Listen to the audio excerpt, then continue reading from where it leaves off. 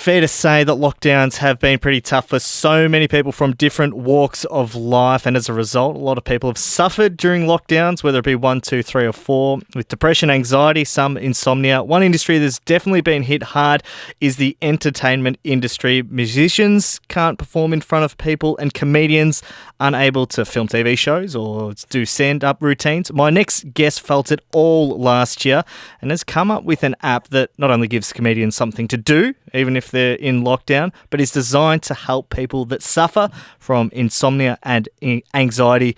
Comedian, writer, co-creator of Kinney, and now app designer Max Price joins me on the line. How you going, mate? Good, mate. Yourself? Yeah, good. Are you still unfortunately based in Victoria?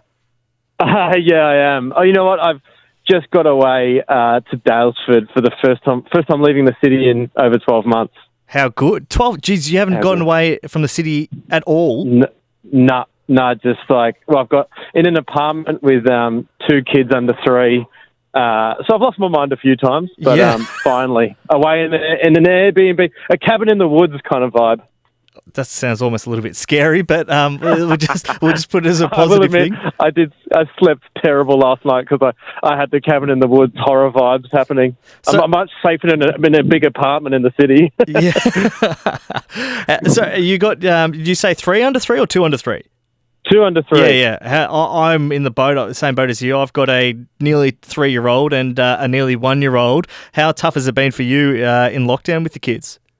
Yeah, pretty tough. I think older parents had it tougher where, you know, my little one didn't have she didn't really know she doesn't know what friends are. She's starting to now. So, you know, it wasn't like, you know, a 7-year-old where it's, you know, they met all their friends and then they go, you know, all your friends, you can't see them. Yeah. My little toddler was just like, oh, cool, I get to hang out with mum and dad more. So it was all right, but we were pregnant during the lockdown, and then, you know, I lost my drinking partner because she had to stay sober. Yeah. But yeah, no, it was tough. It was tough, but yeah, we survived. Well, we'll get to your app, Laughspace, in a minute, which sounds awesome.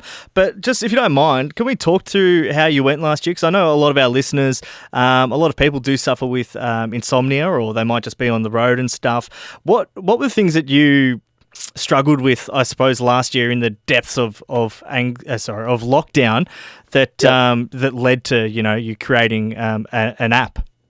Yeah, so we were actually we were filming the 2nd season of Kinney tonight on Channel 10. It was a 14-day shoot, and we ended up getting shut down after 11 days. But I described it to some people like on day 1 we're all hugging each other and having buffet lunches, and then by day 11 we're we literally can't touch each other, and we're getting pre-packed lunch from someone in a hazmat suit and sitting in each corner of the room to have lunch. And it's back when we thought this thing might kill every second person. So that was the kind of, it's hard to remember how almost freaky it was at one point because it was so unknown. And so we got shut down there, and then we had to try and piece together a sketch show. So we'd film about 80-90% of one sketch, and we'd need the opening shot or the ending shot.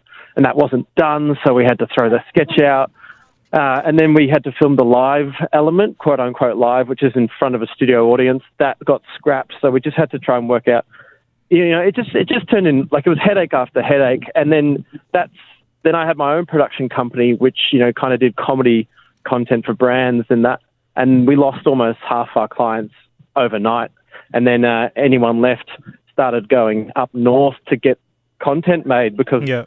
In Queensland and Sydney, you could still do things. So, pregnant partner and a toddler and my own business I've been trying to get going for, 3 or 4 years, finally starting to see some success. And then, pretty much went back to square one. And one of those things where you had no control. The control was taken away. So I was struggling at night. I couldn't sleep.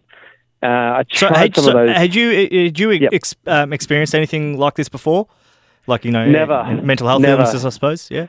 Well, no, I've always I definitely have to kind of check myself every now and again. Yep. But I think I've always felt like I can do something about it, Whereas this is one of the first times I was like, I actually can't do anything about this. Like, You're trapped in your house. You can't make your own decisions. If you've got a problem, you can't solve it because you're not allowed to. Well, I'm exactly right. I felt like I could work my way, out of problems, just by a bit of grit and hard work. But when you weren't even able to do that, that's where I felt kind of a bit lost. And then, you combine that with a pregnant partner and a toddler. So how do you deal with that? I mean, you're essentially a small business owner. You're not getting an income. What did you do? No. How did you survive? Well, JobKeeper did do its job for a little while. That kind of definitely helped take the pressure off it to a certain degree.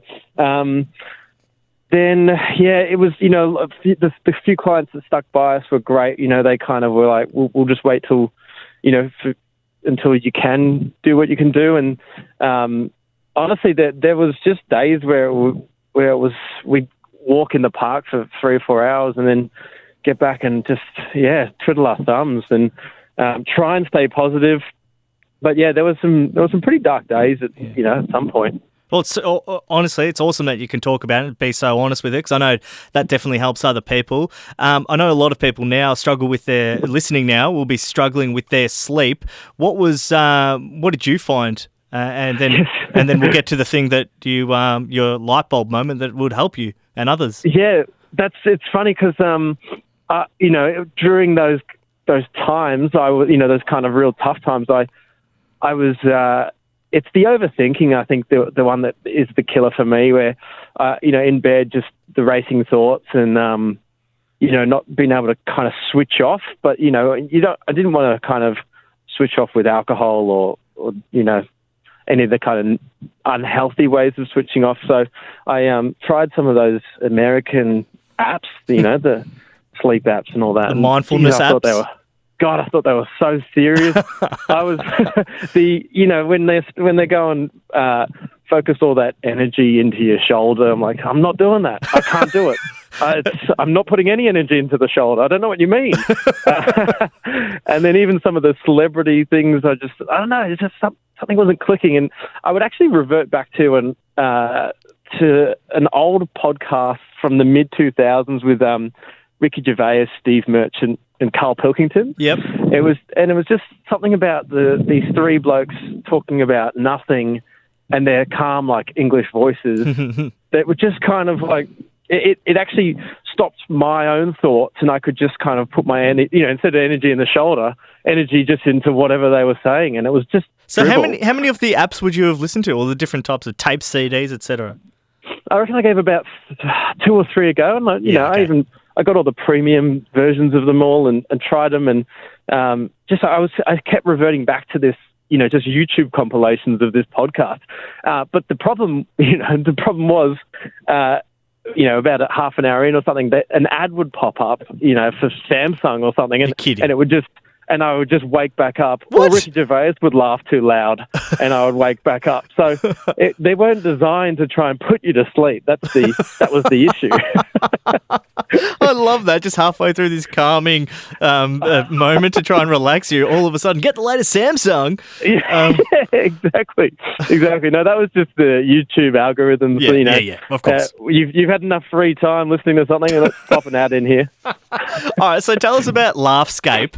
And from the very basic notes that I've got, it's meant to help people relax and go to sleep. And you've got about, I think, 50 Aussie and celebs and comedians that have helped lend their voices to these stories that they tell. So tell us what the app is designed to do, because I've got a theory that it might actually keep me awake. Looking at some of the stories, they sound pretty funny. Well, yeah, so this is, you could probably see where the light bulby moment kind of happened, where I kind of said to my partner, look, I kind of did a joke one, like a 10-second joke one to her, and she thought there was something in it, and then I thought I did a longer one and put some music behind it, and then I thought there must be something out there like that, and I just couldn't find anything, and it just started steamrolling into... we know a lot of comedians because of Kenny and a bunch of other things we've shot. So next so essentially we just started trying to, give a brief out to comics, which was like, do you want to come into a little sound booth that we've built and talk for 25 to 35 minutes about a long-winded story about nothing? And in a calm tone, and we put the music, the kind of meditative music behind it. And, they don't have to go anywhere. They don't have to really be about anything, just be really descriptive and visual. And essentially what I was trying to replicate was the overthinking I have personally. What if, someone could just take you on this like far-fetched kind of, journey with a comedic spin to it that's kind of also boring enough that you don't have to listen to the ending. I like that. Because I listened to yours, which was brilliant. One thing that I noticed, was this deliberate? You kept on doing like emphasis on the mouth noises and your breathing. Was that deliberate? Because I thought that was absolutely brilliant, because it reminds me of a lot of those types of, the ASMR stuff. Yeah, I'm talking very softly, and you can hear all of my mouth movements. Well, I think I just mumble a lot, so I tried to have a bit more diction. So I wish I could claim that was some brilliant choice. Well, no, you'll take it, because I heard it at the start, definitely, and I was in stitches from the get-go, because the tone in which you delivered it was outstanding. And you were talking about a trip to Bali and the Jetstar flight over, which... Oh, yeah, the perfect flight with Jetstar, which never happened. So that's the kind of that's almost like the fun of it, fictional scenarios like a perfect flight with Jetstar. Yeah. Talk us through a couple of the celebs you've got. I noticed, well, you're definitely talking fictional, because Rob Mills' story is if Millsy won Australian Idol. Yeah, God, that was so much fun to do. So so Rob Mills, where I think he beats Guy Sebastian and Shannon Noel, and they start doing diss tracks with each other. I think one was called, Shannon Noel puts one out called Mill Area, like Rob Mills Area, and then Millsy puts one out called Shannon Knob, and it's just bizarrely great. Yeah. So I've got Millsy on there, we've grown really close over lockdown. We live next to each other, so that's handy. We've that helps. And then we've got Ryan Shelton, who's absolutely brilliant. His brain is perfect for these things, and same with Michelle Brazier and Ash Williams, the very good-looking man, and Dan Connell. Who else? There's so many on there that it's been such a humbling experience, because all these comics have kind of said, who's behind this? Is Telstra sponsoring this? And it goes, no, it's just me and my partner having a crack at something different. So everyone's been very kind with their time. I assume it would have been a bit of a gamble for you too, especially the unknown of the depths of last year. Was it a bit of a gamble for you? Yeah, huge. Yeah. So, this is probably sharing too much, but I'm happy being pretty honest. But it was choosing between. We were saved to a point over 10 years to have a house deposit, and we literally looked at each other and said, okay, we either do this or buy a house, and we just rolled the dice on this. Wow.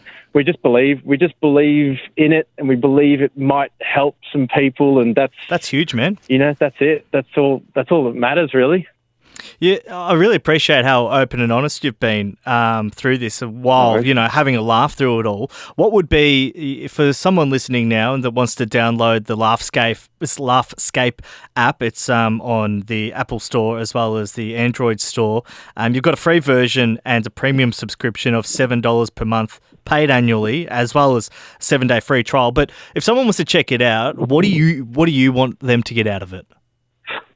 Great question, actually. I don't think anyone's asked me that. So I want them to just try it, essentially. It's just and like, if you don't like it, don't use it. That's all it is. It's there might be people out there who would love calm and headspace, and that's their jam. And some people, if you're just looking for like something different, something hasn't quite hit you in the right spots yet, this may be an option. And, there's enough of a trial. There's a bunch of free ones on there. There's 7-day free trial. You can get quite a fair way in before you flick over to premium. And the kind of good side of the premium part is that a lot of it is just going back to, it's like a pandemic-proof way to support some comedians because we can just keep getting them in and keep getting them to record new sessions. As mentioned, Laughscape is available now on the App Store and Google Play Store. Give it a go. There is that free trial, 7-day free trial. There's a free version or a premium subscription. Max Price, co-creator of Laughscape, and many more things. Congratulations and thanks for your time. Thank you so much. Cheers.